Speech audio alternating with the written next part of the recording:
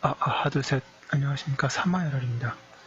2018 사마에럴TV 경제학사 탐험의 방학 1984년판 118페이지 3. 자본론 양가를 1번 자본론의 성립과 가지해 보겠습니다.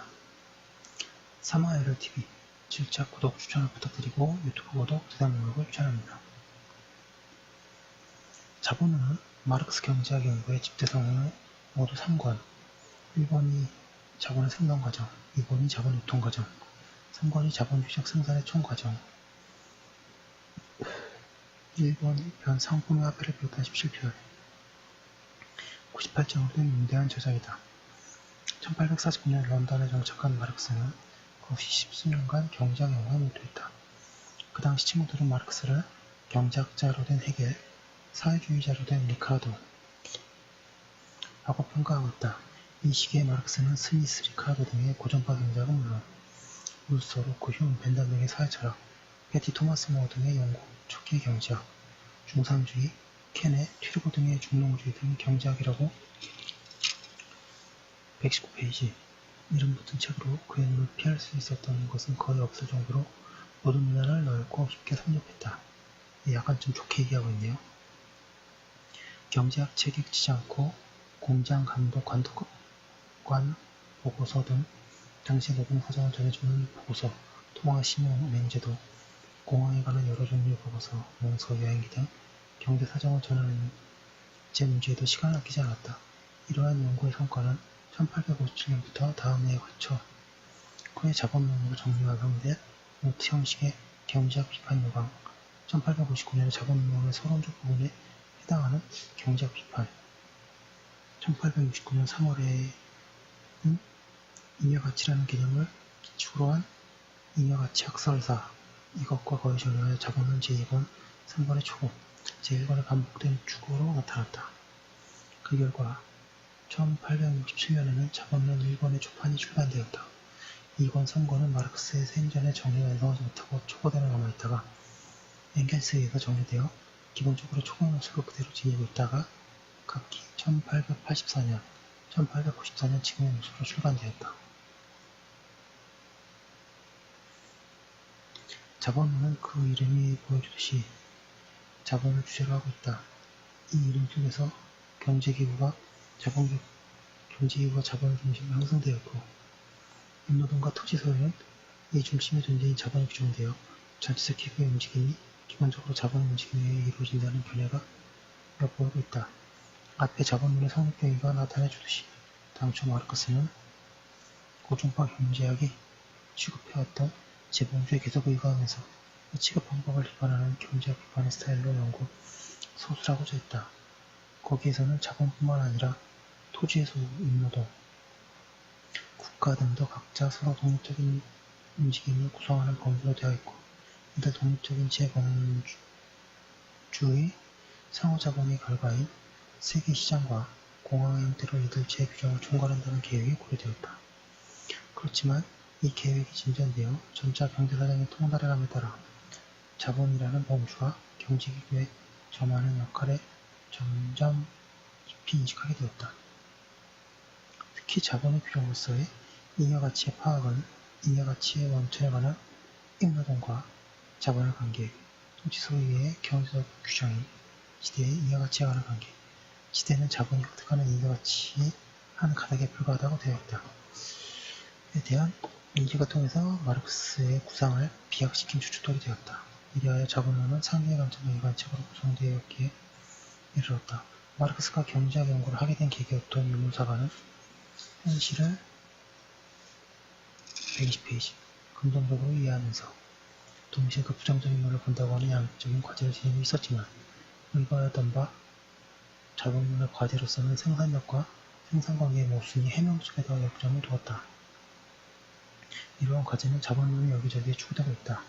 후에 보는 바와 같이 자본주의적의 진전이 노동자 대중의 빈곤을 초래하여 자본 자신의 무덤을 파괴되는다는 자본의 축적론, 자본주의 경제가 진전됨에 따라 고정자본이 거대해가면서 유인율의 경영적 저하 법칙, 자본주의 경제의 한계론, 자본의 과잉 생산, 신용의 가공성, 과잉성에 관련하는 많은 것에서 도원되고 있는 공항의 필요성 등은 상계의 과제에 답하는 요점일 것이다.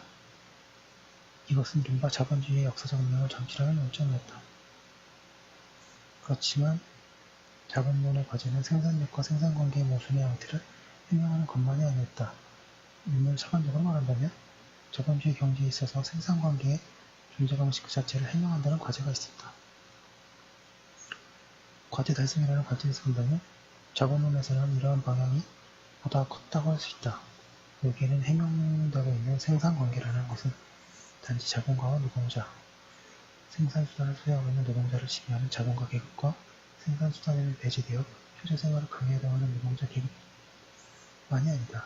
두 계급 사이는 이해 가치를 획득하려고 하는 자본과 이러한 자본에 의해서 착취되는 노동자로서 파악되며 또한 노동자를 재생산하면서 자본이 이해 가치를 반복하여 획득해가는 자본 재생산, 즉 자본에 의한 사회적 재생산의 자율적인 순환적 기구로서 파악된다. 이러한 것들을 일반적인 노동과정에 관한 규정을 기초로 한 잉여가치론과 마르크스에 의한 경제표인 재생산 표식 등의 형태를 실현되고 있다. 그런데 자본론이 성립되어가는 과정에서 마르크스는 그 과제로서 또 하나 새로운 관점을 탐색해내고 있다. 자본주의 사회에서는 자본가와 노동자의 관계는 원래적 모습 그대로 적나라하게 드러나지 않고 착취를 하여도 노동력 상품을 판매하는 표면적인 형식으로는 해석되어 버린다. 새로운 논점이라는 것은 이 내면을 은폐하는 형식과 형태에 관한 것이다. 상품, 화폐가 그렇고 자본도 이윤을 추구하는 것으로서는 이 유통표면에 있어서의 형태이다. 나아가서 신용제도화에서 나타나는 화폐 대차의 시작, 토지 대차의 지대, 주식자본도 유통 형태이다. 121페이지 마르크스는 현실의 자본주의 경제의 표면이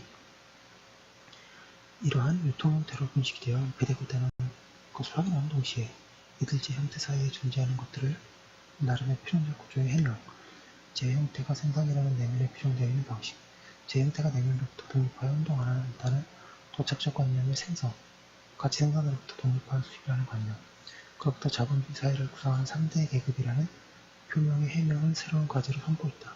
마르크스는 상품, 화폐를 자본의 순환 형식론, 제3의 이윤이자 지대균 등에서 이 한 과제에 몰두하고 있다.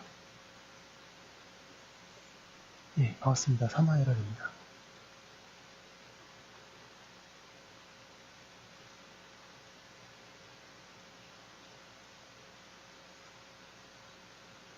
이러한 세 개의 과제는 서로 무관하지 않으며 자본론에서도 엄격히 구별되어 취급되고 있지 않다. 오히려 각기의 과제들을 서로 연결시키는 것이 중요한 요점이어서 새로운 규정을 만들어내기도 한다. 제3의 과제와 제2의 과제는 화폐의 자본으로서의 전환론과 잉여가치의 유인으로서의 전환론에서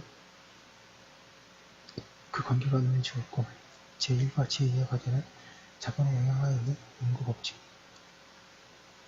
자본의 유기적 구성도라는 마르크스 특유의 개념에 의해서 연결되고 있다. 자본론은 이렇듯 많은 과제를 안고 있으면서도 하나의 통일적인 체계를 지니고 있는데 그것은 성공리에 끝나는 거 아닌가를 차치하더라도 제 과제, 제 논점의 해명을 통해서 기초에 내게 된 마르크스 나름대로 노동가치사의 덕택이라고 할 것이다. 양가르이거나 노동가치사 마르크스는 자본론의 서두에서 자본론 전체의 확고한 전제인 노동가치사에 대해 그 나름대로 논증을 제시하고 있다. 여기서 노동가치사라는 것은 상품의 가치는 그 생산에 사회적으로 필요한 노동 시간에 의해 결정된다는 이론이다.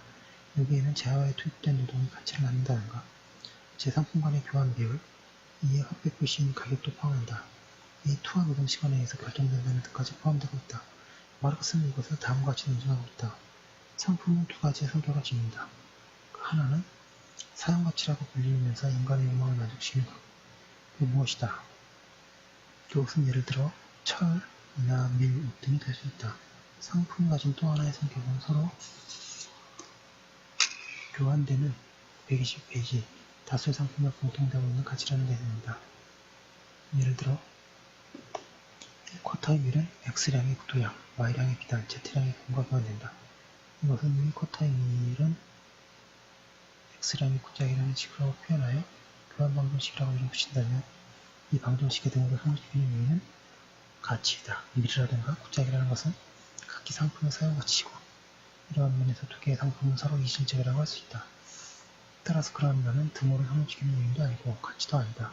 왜 교환 방정식을 써서 가치라는 것이 무엇인가를 생각하게 되면 1쿼터의 밀, X량의 구조약이라는 두 상품이 서로 다른 사용가치의 면을 사상할 수 있다. 두 상품을 남게 되는 노동 생산물이라는 속성이다.